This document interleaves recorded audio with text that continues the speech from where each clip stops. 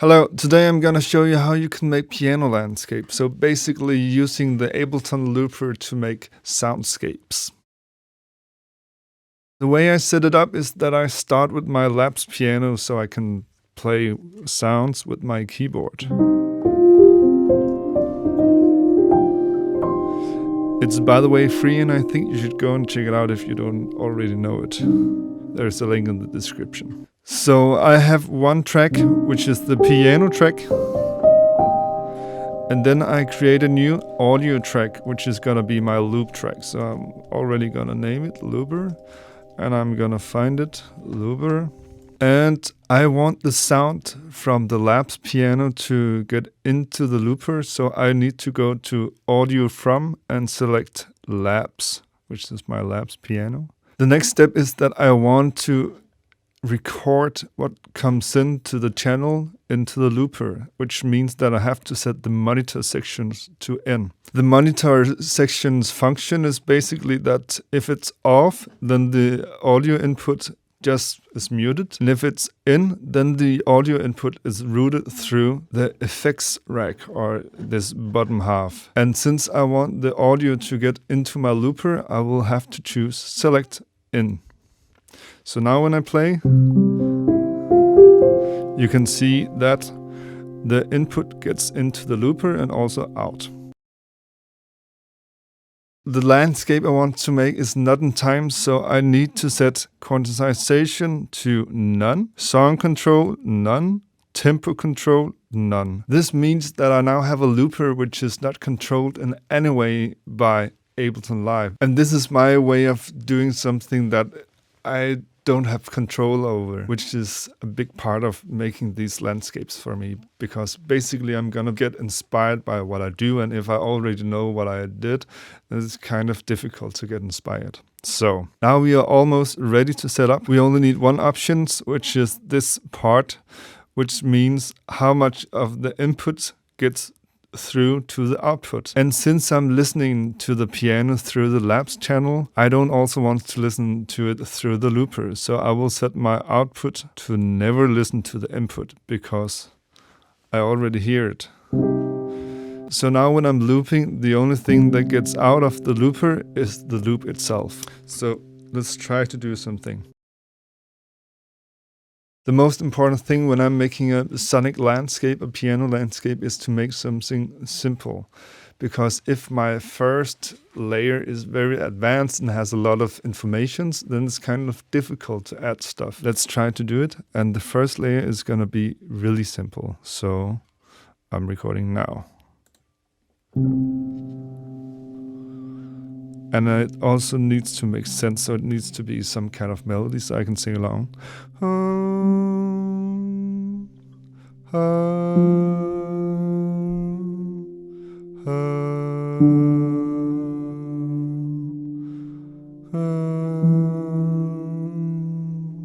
So basically long notes, and I'm gonna push on the plus, which means make a new layer.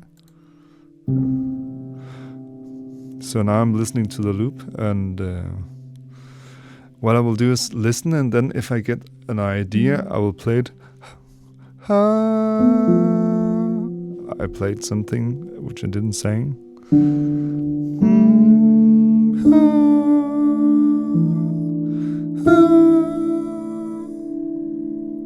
But basically listen and only do something if you feel inspired to do something. So just listen and then don't do until you can not do. I think that's right.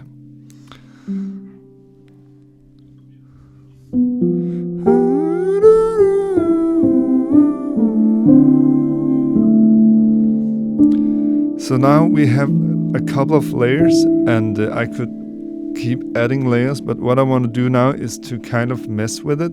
So I'm gonna do it reversed. And this makes this artificial sound, which I really like.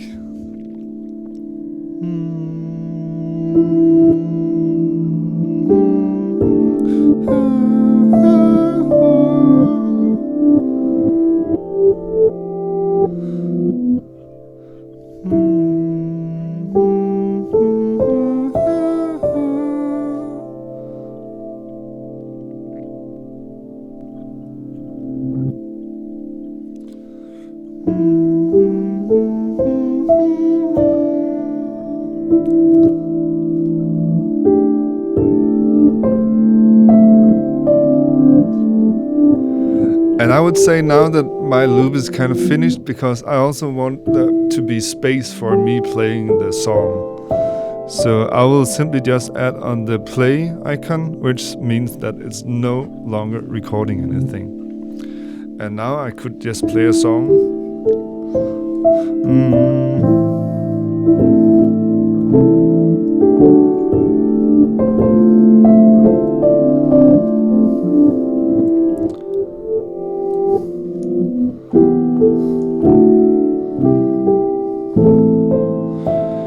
And if I wanted to do something to modify it, then what I could do is I could either press the reverse, and now just changing the feeling of it.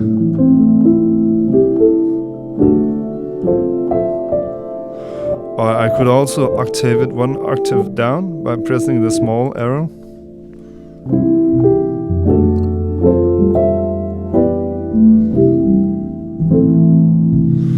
Or 1 octave up.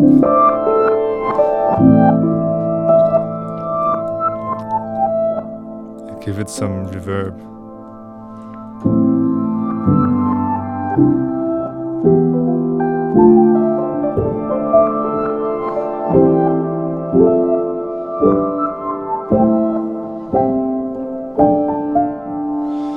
And in this way, instead of only having one loop that is just repeating, I can mess with it and make it more interesting. And I can also, of course, also mute it.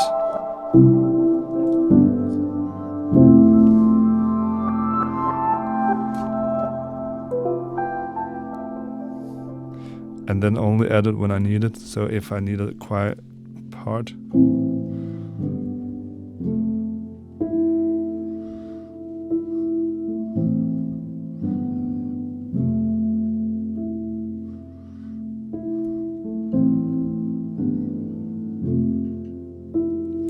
And then if I go back to something that reminded of the intro, I can add it again.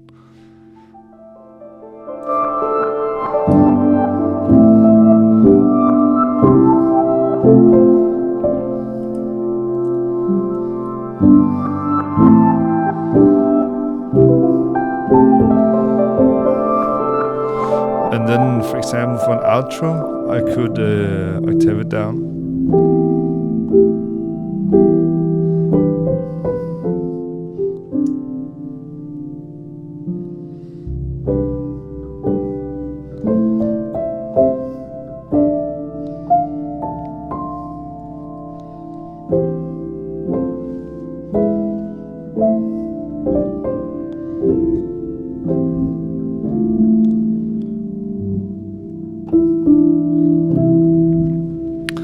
One thing I did when I used this live a lot, then when I was done playing, I would let the loop play while I walked out the stage.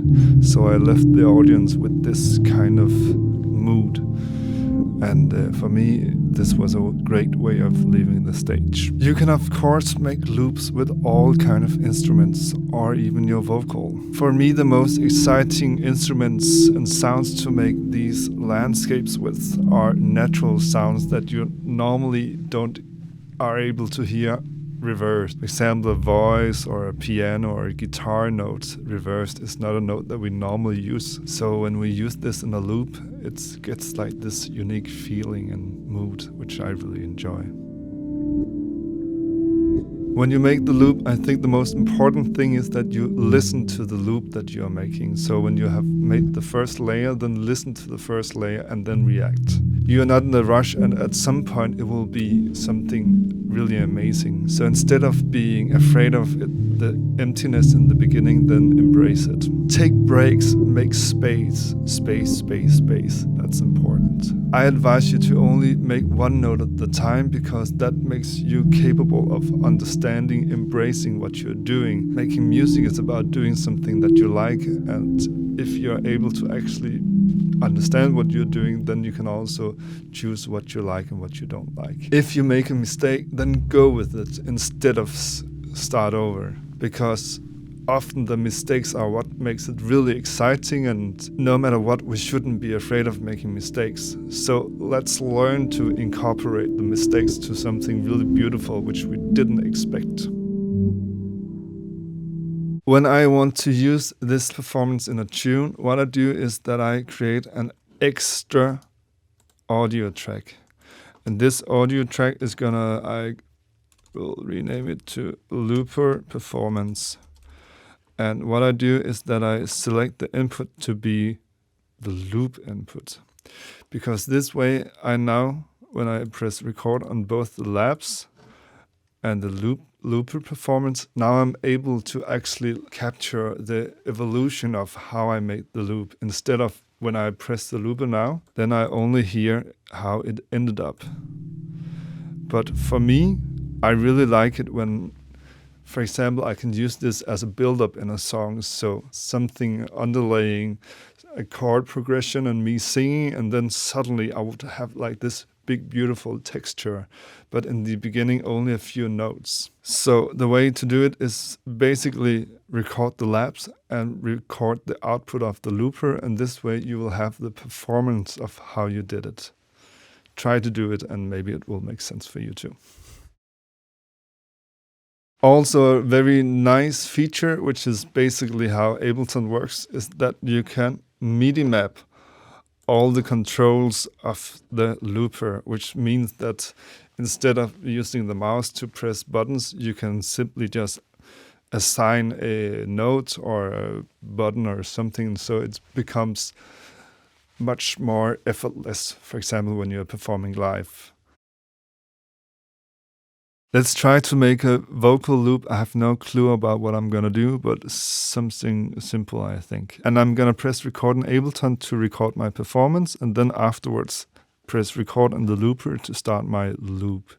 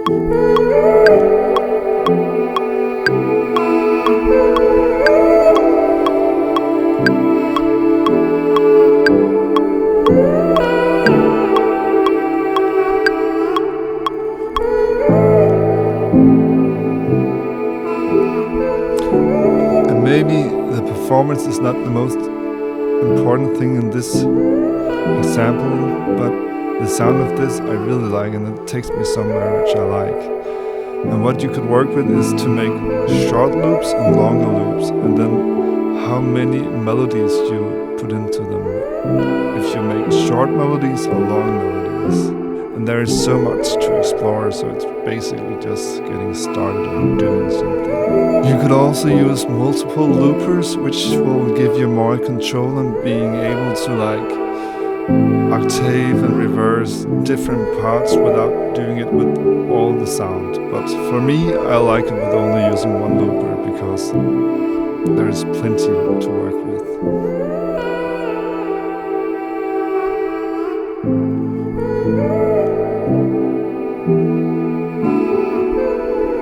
If you like this video, then please hit the thumbs up button and consider to subscribe to my channel. It would truly make me happy. Enjoy.